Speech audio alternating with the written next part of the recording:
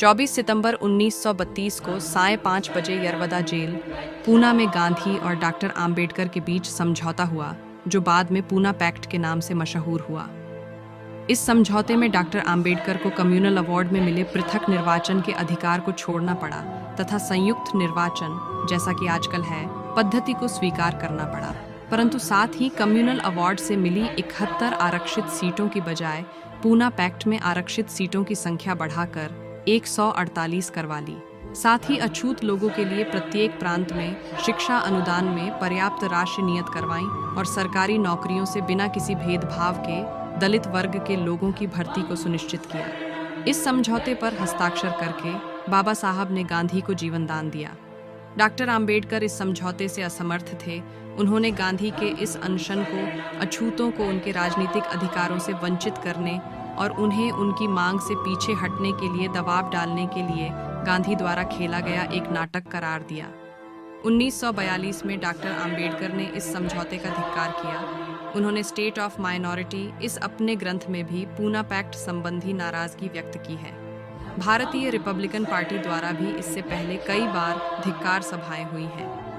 बाबा साहेब अम्बेडकर ने पूना पैक्ट का विरोध दलितों और पिछड़े वर्गों के व्यापक हित में किया था।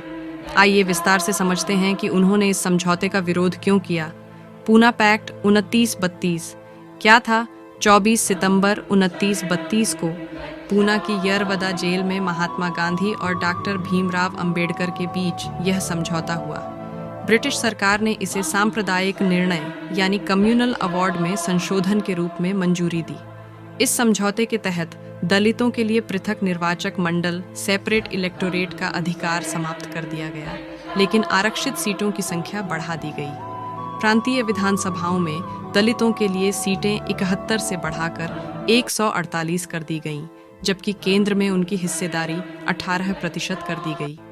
डॉक्टर अंबेडकर का विरोध क्यों था? जैसा कि द्वितीय गोलमेज सम्मेलन में ब्रिटिश सरकार ने दलितों को दोहरे मतदान यानी ड्यूल वोट का अधिकार दिया था। एक वोट से वे अपना प्रतिनिधि चुनते और दूसरा वोट सामान्य वर्ग के प्रत्याशी के लिए डालते। इसका अर्थ यह था कि दलितों के अपने नेता केवल दलितों के वोट से चुने जाते, जिससे गैर दलितों का हस्तक्षेप नहीं होता। जब गांधी जी ने इस कम्युनल अवार्ड का विरोध किया तो उन्होंने ब्रिटिश प्रधानमंत्री को पत्र लिखकर इसे बदलने का अनुरोध किया। जब ब्रिटिश सरकार ने कोई बदलाव नहीं किया तो गांधी जी ने मरण व्रत अनशन शुरू कर दिया। डॉक्टर अंबेडकर ने इस अनशन को दलितों के राजनीतिक अधिकारों पर दबाव बनाने की रणनीति बताया। उन्होंने कहा कि गांधी अन्य अल्पसंख्यकों यानी मुस्लिम, ईसाई, सिख के लिए अलग निर्वाचन प्रणाली का विरोध नहीं कर रहे थे, लेकिन दलितों को उनके अधिकार से वंचित करना चाहते थे। गांधी जी की बिगड़ती हालत के कारण समाज में अंबेडकर पर जबरदस्त दबाव बनाया गया। उन्हें धमकियां भी दी गईं। गांधी जी की पत्नी कस्तूरबा और उनके पुत्र देवदास अंबेडकर से मिले और गांधी के जीवन की रक्षा के लिए समझौते की विनती की।